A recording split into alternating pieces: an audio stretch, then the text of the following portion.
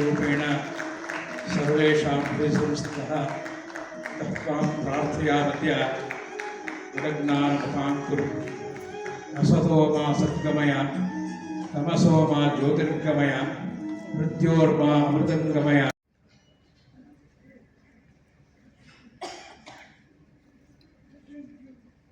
ಈಗ ನಮ್ಮ ಮುಂದಿನ ಗೋಷ್ಠಿ ಪ್ರಾರಂಭ ಆಗ್ತದೆ.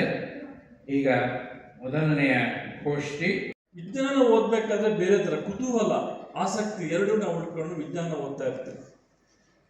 ಆದರೆ ವಿಜ್ಞಾನ ಕೆಲವೊಮ್ಮೆ ಕೆಲವಾರು ವಿಚಾರಗಳಿಗೆ ಉತ್ತರ ಕೊಡೋಕೆ ಆಗದೇ ಇಲ್ಲ. ಅಂಥ ಸಂದರ್ಭದಲ್ಲಿ ನಾವು ಈ ಹಿಂದಿನ ಹೆಂಗೆ ಮಾಡಿದ್ರು, ಯಾವ ಥರ ಮಾಡಿದ್ರು ಅನ್ನೋದು ನಾವು ಆಧ್ಯಾತ್ಮ ಹೋಗ್ತೇವೆ. ಎಲ್ಲರೂ ಅದನ್ನೇ ಹೇಳ್ತಾರೆ, ಸೈನ್ಸ್ ಇಂದ ನಾಲೆಡ್ಜ್ ಇಂದ ಫಿಲಾಸಫಿ, ಅದನ್ನೇ ನಾವು ಹೇಳ್ತಾ ಇದ್ದೀವಿ. ಆದರೆ ದಿನನಿತ್ಯ ಆಗುವಂತ ಒಂದು ಪ್ಲಾನ್ ಹಾಕಿದ್ರೆ ಅದು ಆಗೋದಿಲ್ಲ. ಯಾಕಾಗಲ್ಲ ಹಂಗಾದ್ರೆ? ಅಲ್ಲೇನೋ ಒಂದು ಸ್ವಲ್ಪ ಮಿಸ್ಸಿಂಗ್ ಆಗ್ತಾ ಇರ್ತದೆ. ಆದರೆ ನೀವು ನೋಡಿ, ಈಗ ನಾವು ಮಹಾಭಾರತ ನೋಡಿದ್ದೀವಿ, ರಾಮಾಯಣ ನೋಡಿದ್ದೀವಿ, ಎಲ್ಲ ನೋಡಿದ್ದೀವಿ. ಆಗಲೂ ಸಹ ಸೂರ್ಯರು ಇದ್ರು, ಚಂದ್ರರಿದ್ರು. ಈಗಲೂ ಸಹ ಸೂರ್ಯರಿದ್ದಾರೆ, ಚಂದ್ರರಿದ್ರು. ಆದ್ರೆ ಯಾವುದೋ ರಾಮಾಯಣ ಬರ್ತಾನೆ ಇಲ್ಲ.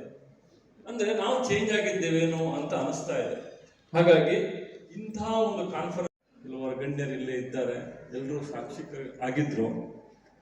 ಅವರು ನಮ್ಮಲ್ಲಿರುವಂಥ ಒಂದು ತಾಳೆಗರಿಗಳು ಸುಮಾರು 300-500 ವರ್ಷ ಹಿಂದಿನ ಸ್ವಾಮಿಗಳು ಓದಿ ಅದನ್ನ ಅರ್ಥ ಹೇಳ್ತಾರೆ.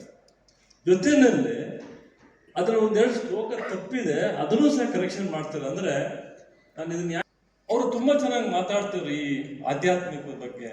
ಅವ್ರು ಹೇಳಿದ್ರು, ಒಂದು ಕಾಲದಲ್ಲಿ ಓರಿಯೆಂಟಲ್ ರಿಸರ್ಚ್ ಇನ್ಸ್ಟಿಟ್ಯೂಟನ್ನ ಮುಚ್ಚಬೇಕು ಅಂತ ಸರ್ಕಾರ ನಿರ್ಧಾರ ತಗೊಂಡಾಗ ಆಗ ಆ ಅಧಿಕಾರಿಗಳು ಬೇರೆ ಬೇರೆ ಥರದಲ್ಲಿ ಯಾವ ಥರ ಸಹಾಯ ಮಾಡ್ಬೋದು ಅಂತ ಮಾಡಿ ಇವತ್ತು ನಮ್ಮಲ್ಲಿ ಓವರ್ಐನ ನಾವು ಉಳಿಸ್ಕೊಳಕ್ಕೆ ಸಾಧ್ಯವಾಯಿತು ಅಂತ ಅವ್ರು ಹೇಳಿದ್ರು. ಅಂದರೆ ಒಬ್ಬ ಅಧಿಕಾರಿಯೂ ಸಹ ಮನಸ್ಸು ಮಾಡಿದ್ರೆ ನಮ್ಮಲ್ಲಿರುವಂಥ ಸಂಪನ್ಮೂಲಗಳನ್ನ ನಾವು ಹೇಗೆ ಉಳಿಸ್ಕೊಳ್ಳೋದು ಅನ್ನೋದು ಅವರು ನಮಗೆ ಮಾದರಿ. ಅದೇ ಜೊತೆಯಾಗಿ ನಾನು ಯೋಚನೆ ಮಾಡ್ತಿರೋದು, ನಾವೆಲ್ಲ ಇಲ್ಲಿ ಸೇರಿದ್ದೀವಿ ಅಂತಂದರೆ ಆಧ್ಯಾತ್ಮಿಕವಾಗಿ, ಅದಕ್ಕೆ ಮುಖ್ಯವಾಗಿ ಗುರುಗಳಾದ ತ್ಯಾಗರಾಜರು ಇದ್ದಾರೆ. ನಾವು ಅವರಿಗೆ ಅಭಿನಂದಿಸಲೇಬೇಕು.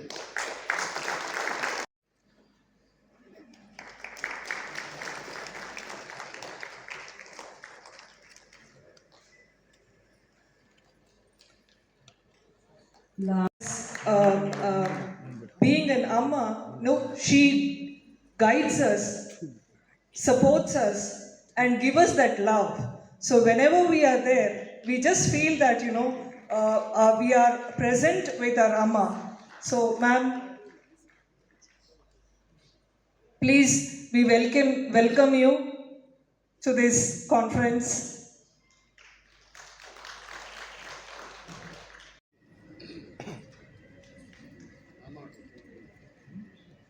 ಈ ಪುಸ್ತಕವನ್ನು ಲೋಕಾರ್ಪಣೆ ಮಾಡುವಂತಹ ಈ 3 ಜನ ವಿದ್ವನ್ಮಣಿಗಳು, ಈ ತ್ರಿಮೂರ್ತಿಗಳಿಗೂ ಸಹ ತಮ್ಮೆಲ್ಲರ ಪರವಾಗಿ ಮತ್ತು ತಮ್ಮೆಲ್ಲರಿಗೂ ವಂದಿಸ್ತಾ, ಈ ಪುಸ್ತಕದ ಮೂಲಕರ್ತರು ಶ್ರೀಯುತ ವಿದ್ವಾನ್ ತ್ಯಾಗರಾಜ್ ಅವರು.